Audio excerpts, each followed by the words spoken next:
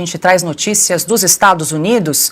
A porta-voz da Casa Branca, Karoline Leavitt, afirmou nesta terça-feira que o governo de Donald Trump está disposto a usar meios militares para proteger a liberdade de expressão ao redor do mundo. A declaração foi feita depois de um questionamento sobre o julgamento do ex-presidente Jair Bolsonaro, feito pelo jornalista Michael Shellenberger. I want to see if you could give some insight into whether the president is considering additional measures against Europe and Brazil, not just for censorship, but also for preventing political candidates from actually competing in elections. The president has shown some concern around President Bolsonaro, who's being prevented from running. All of this is coming in the context of increased censorship of online platforms, of American platforms, and efforts to censor Americans. I'm personally being investigated under criminal investigation with my Brazilian colleagues for publishing the Twitter Files Brazil. We're very grateful that the president has imposed Magnitsky sanctions on the judge. Is the president considering additional actions, given that it appears that they're going to end up with a conviction against President Bolsonaro, preventing him from running? Is he considering doing anything about this crackdown in Europe? Freedom of speech is arguably the most important issue of our time. It is enshrined in our Constitution, and the president believes in it strongly. He himself faced censorship in his road back to this beautiful Oval Office here in Washington, D.C., so he takes this very seriously, as does, I know, the Vice President of the United States and the entire Trump administration, which is why we have taken significant action with regards to Brazil in the form of both sanctions and also leveraging the use of tariffs to ensure that countries around the world are not punishing their citizens in this way. And at the same time, the president is, while he's leveraging the United States to safeguard our interests abroad, he's also making sure that freedom of speech remains here in the United States of America. So I don't have any additional actions to preview for you today, but I can tell you this is a priority for the administration, and the president is unafraid to use the economic might, the military might of the United States of America to protect free speech around the world.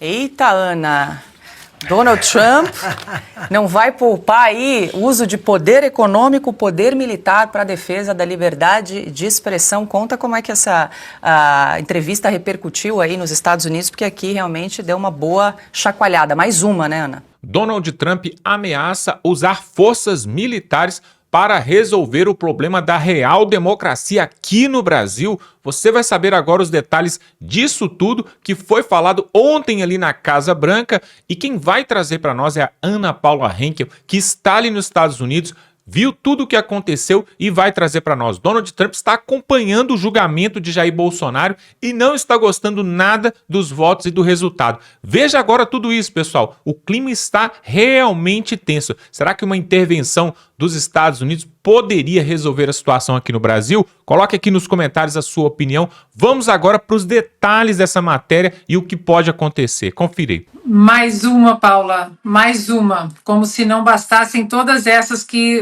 nós brasileiros estamos levando, né, aí no Brasil. Paula, veja bem, alguns pontos. O que a coletiva de imprensa hoje, todos os dias sai essa coletiva, e hoje nosso querido amigo Michael Shellenberger estava lá, ele que faz parte agora também dessa nova mídia que recebe credenciais para fazer questionamentos ali para a secretária de imprensa, a Karoline Leavitt, e ele toca em pontos ali, Paula, que não são perguntas genéricas, e isso é muito importante, porque nós estamos falando de um jornalista americano que também é perseguido pelo sistema de Alexandre de Moraes, porque na versão mais longa, eu acabei de colocar a versão mais longa das perguntas e dos comentários do Shellenberger à secretária de imprensa, agora no meu perfil do X, antigo Twitter. Ele menciona que ele também está sob investigação por ter divulgado os Twitter Files Brasil em 2023. E que se isso é uma preocupação do presidente americano, porque ele menciona nominalmente o impedimento a concorrer a cargos públicos, a correr nas eleições presidenciais do presidente Bolsonaro, ou seja, todos os nomes que precisavam e verbos que precisavam ser ditos ali, o Michael Shellenberger trouxe. A agenda do presidente Donald Trump é uma agenda muito clara. desde a campanha em novembro de aliás, todo o ano de 2024, até a eleição em novembro de 2024, até aqui todas as políticas empregadas, todas as ordens executivas. É uma agenda muito transparente. E no topo dessa agenda está o combate veemente à luta contra a censura no mundo. O Michael agora está envolvido no caso dos Twitter Files França. Ou seja, é um grande soldado na defesa da liberdade de expressão, Paula. E outro ponto que liga a agenda de Donald Trump ao Brasil, à América do Sul e, de uma certa forma, a essa coletiva, é o combate ao narcotráfico, que está, assim, todos os dias na televisão. O departamento, agora que não chama mais Departamento de Defesa, o Departamento de Guerra, mostra a guerra declarada aos narcotraficantes, ao narcotráfico, a tudo isso. E dentro desse contexto, dessa agenda muito transparente, a administração Donald Trump, como a própria Caroline Leavitt disse, é muito importante o vai e vem de informações livres, que a censura é um grande empecilho à resolução de vários problemas nos Estados Unidos e no mundo. Então, que antes de solucionar vários problemas econômicos, problemas sociais, enfim, políticos, é preciso ter o livre acesso às informações. Aí vem aqueles, né? Mas informação falsa, tem que correr tudo, como a administração do Donald Trump fala, e deixem que o povo decida. Então, Paula, é claro que o presidente Donald Trump não vai usar uma força militar contra o Brasil, mas que já há um aparato militar enorme aí em volta do Brasil, Venezuela, Caribe, né, todos de olho nesse aparato que foi movido exatamente para a luta contra o narcotráfico. É bom algumas pessoas em Brasília ficarem de olhos abertos. Pode ser que um porta-aviões apareça por lá. Ô, Ana, eu perguntei como essa pergunta do jornalista do Michael Shellenberger repercutiu por aí, porque aqui já causou reação e a gente compartilha o que escreveu a Gleisi Hoffmann na rede social X. Tá aí, então, para quem nos acompanha, o que ela disse. A conspiração da família Bolsonaro contra o Brasil chegou ao cúmulo hoje, com a declaração da porta-voz de Donald Trump de que os Estados Unidos podem até usar força militar contra o nosso país. Não bastam as tarifas contra nossas exportações, as sanções ilegais contra ministros do governo, do STF e suas famílias, agora ameaçam invadir o Brasil para livrar Jair Bolsonaro da cadeia. Isso é totalmente inadmissível. E ainda dizem que estão defendendo a liberdade de expressão. Só se for a liberdade de mentir, de coagir a justiça e de tramar golpe de Estado. Estes, sim, os crimes pelos quais Bolsonaro e seus cúmplices estão sendo julgados no devido processo legal. E o filho, traidor da pátria, precisa ser caçado. Tá? Então, Silvia, a declaração da Gleisi Hoffmann, agora há pouco, às 5h48 da tarde, ela se manifestou em relação a essa pergunta do jornalista Michael Shellenberger, que faz um trabalho exemplar em defesa da liberdade de expressão, um dos jornalistas à frente aí do Twitter Files Brasil, como a Ana lembrou agora, Twitter Files Europa, trazendo aí todo esse bastidor envolvendo redes sociais e uma rede de governantes, de certa forma, manipulando as informações com as Big Techs. Enquanto você lia o tweet dela, eu fui pesquisar aqui a idade da Gleisi, que eu não sabia. Ela tem 60 anos, ela é de setembro desse mês de 1965, então eu não sei em que ano a cabeça dela parou, né?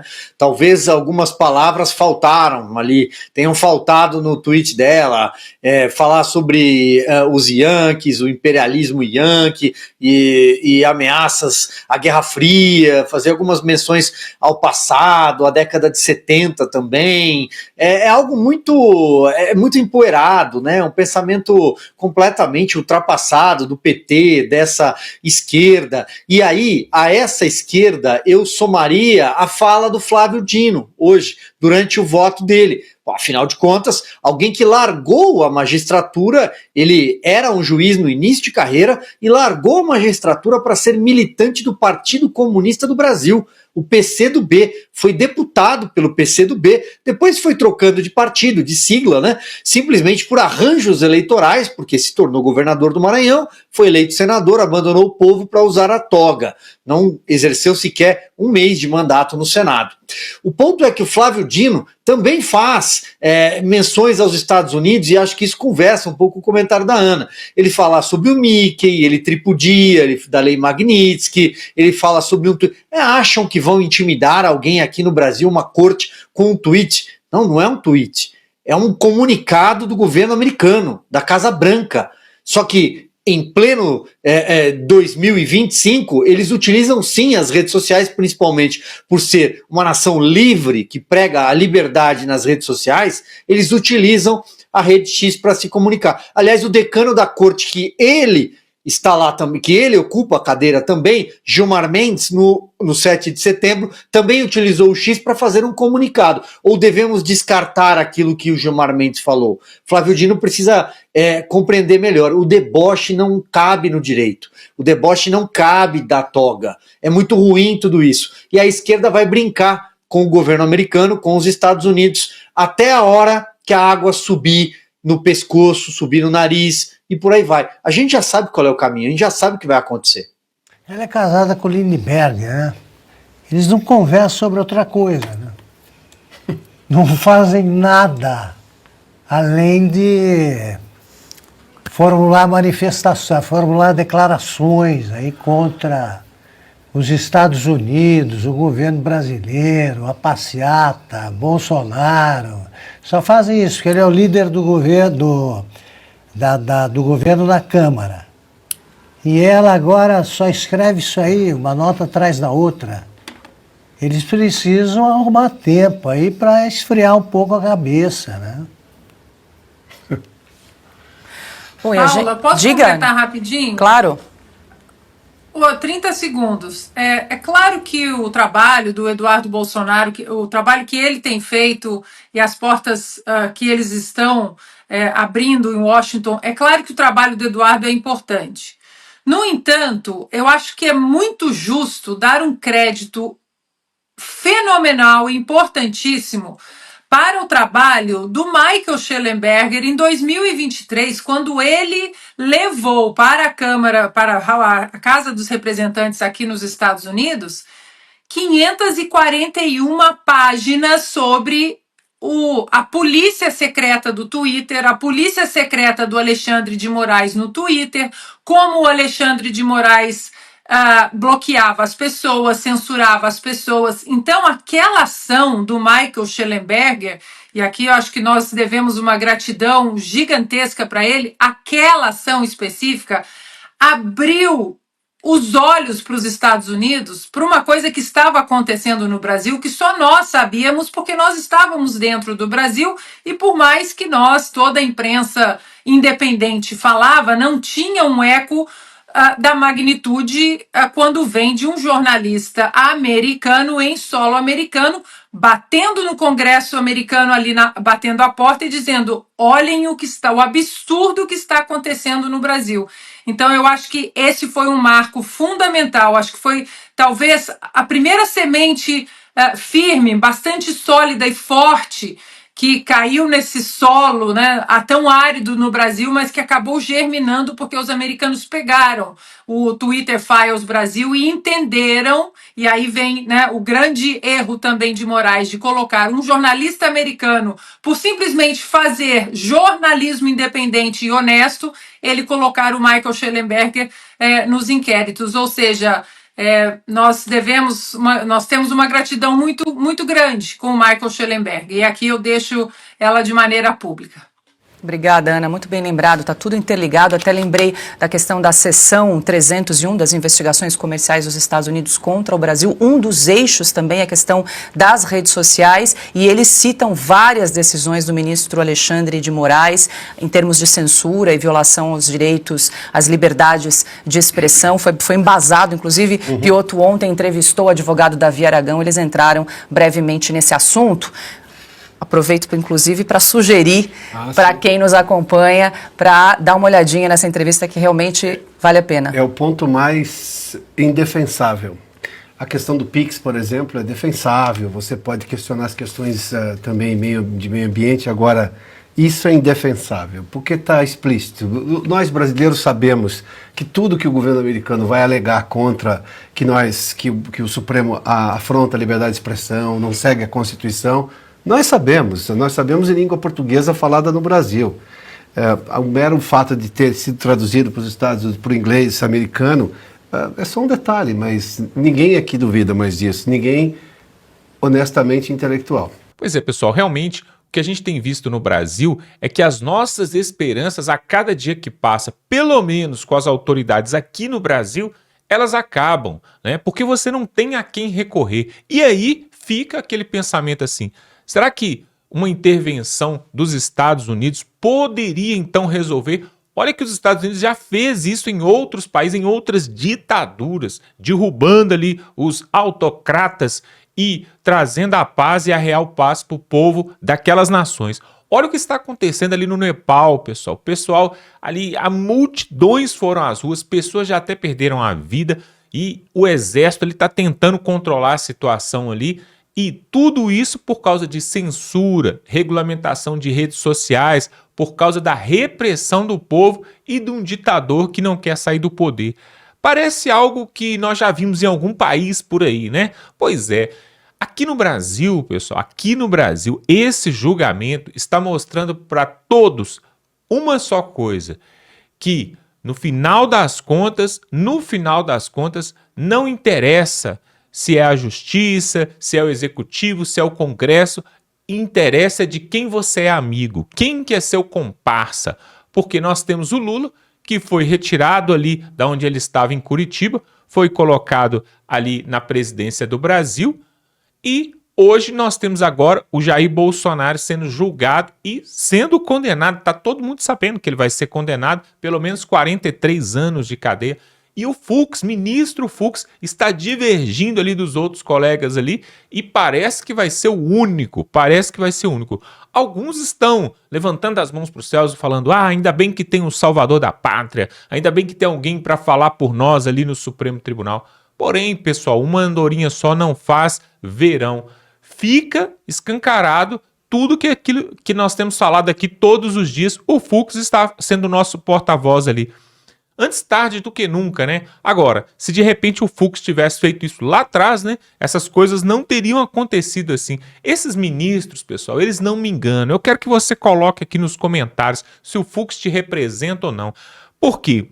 Ora eles votam com a esquerda, ora eles votam com a direita, ora eles votam para ele mesmo. Por exemplo, o Fachin, né? Ministro Fachin. Fachin que foi o principal responsável ali por ter levado o julgamento de Lula, saído de Curitiba e ido para Brasília, né, por causa de um CEP, foi o principal. Só que já teve oportunidades que o Fachin votou contrário a Dilma, contrário ao Lula. Então eles ficam vagueando, ora eles votam para um lado, ora eles votam por outro. Na verdade, a justiça ela tem que ser aquela imagem que tem ali na frente do STF, uma estátua, né, com dois pesos nas mãos, com aquela vara na mão e os olhos fechados, né? Ou seja, o equilíbrio dos poderes, né, tem que ser feito sem olhar um lado ou outro, tem que ser de forma totalmente honesta, totalmente sem ter lados. Mas aqui no Brasil nós sabemos que a política e o judiciário, eles andam de mãos dadas, Pessoal, o que está acontecendo em Brasília é um absurdo, nós temos falado aqui, nós vamos continuar cobrindo tudo isso aqui.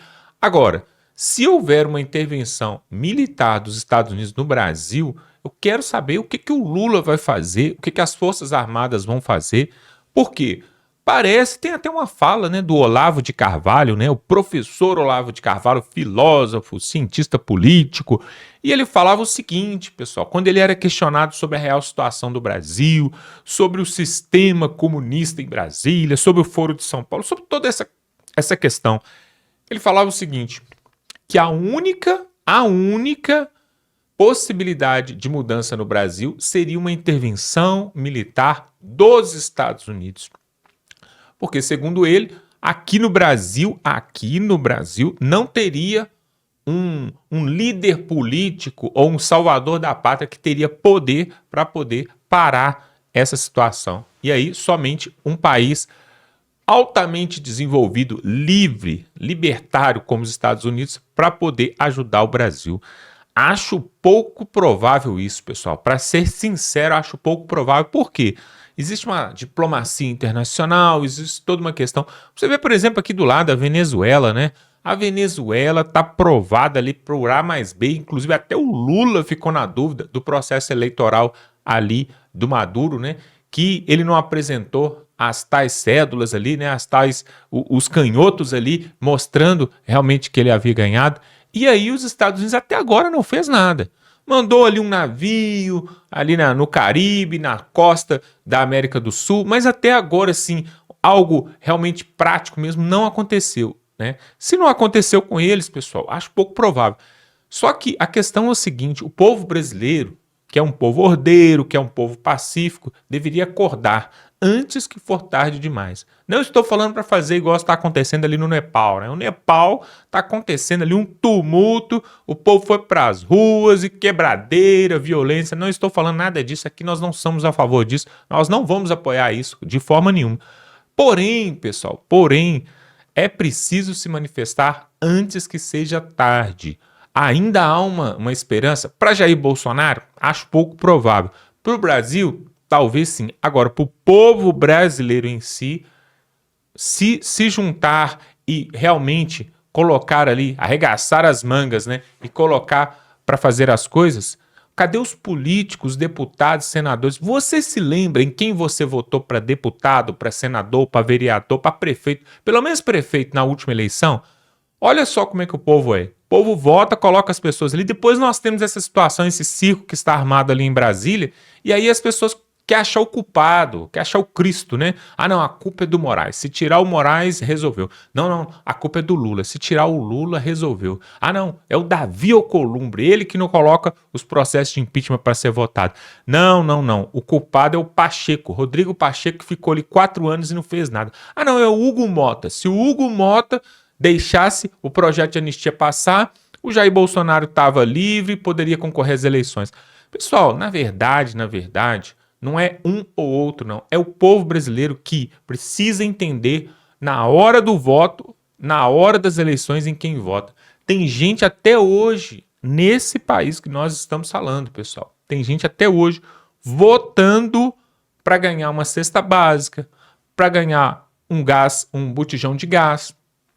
Por incrível que pareça, pessoal, tem gente nesse país que vota por ódio. Ah, não, eu vou votar na direita só porque eu não gosto da esquerda. Ah, não, eu vou votar na esquerda só porque eu não gosto do Bolsonaro. Tem gente ainda com essas picuinhas. Ou seja, o povo tem os governantes que merece. E outra coisa, toda corrupção que acontece lá em cima em Brasília, ela começa aqui embaixo, pessoal. O cidadão vai numa padaria comprar um pão, e aí ele recebe o troco a mais, ele põe no bolso e vai embora. O cidadão pega ali um táxi, um Uber, aí a corrida da X, ele dá um valor errado ali, o motorista não percebe, fica tudo por isso mesmo. O cidadão acha uma carteira de dinheiro na rua, acha um celular em algum local público. O que ele faz? Ele pega, a maioria das pessoas não devolve. Aí como que você quer cobrar lá de cima, né? Que os governantes sejam exemplares, que os ministros do Supremo, que os representantes ali da Câmara dos Deputados e também do Senado sejam pessoas altamente justas e honestas. Eles saíram do meio do povo. Eu tenho que avisar isso aqui porque algumas pessoas parecem que não entendem, mas cada um dos 81 senadores, dos 513 deputados que estão ali em Brasília, por incrível que pareça, olha que coisa genial que nós acabamos de descobrir agora, eles saíram daí da sua cidade, do seu estado. Pois é, um dia eles foram pessoas comuns, um dia eles não tiveram cargo político. O Lula um dia era um sindicalista que trabalhava lá numa siderúrgica, lá na fábrica, na metalurgia. Pois é, pessoal, o Bolsonaro um dia era só um soldado ali do exército. Então, pessoal, nós temos que entender isso. Se as pessoas não começarem a entender que a corrupção começa embaixo e vai até lá em cima e nós temos os governantes que a gente mesmo merece, nada disso vai mudar agora. O Olavo de Carvalho já falou isso aqui que o Trump, através da porta-voz ali, está anunciando, viu? somente uma intervenção militar para resolver o problema do país. Você concorda com isso? Coloque aqui nos comentários a sua opinião.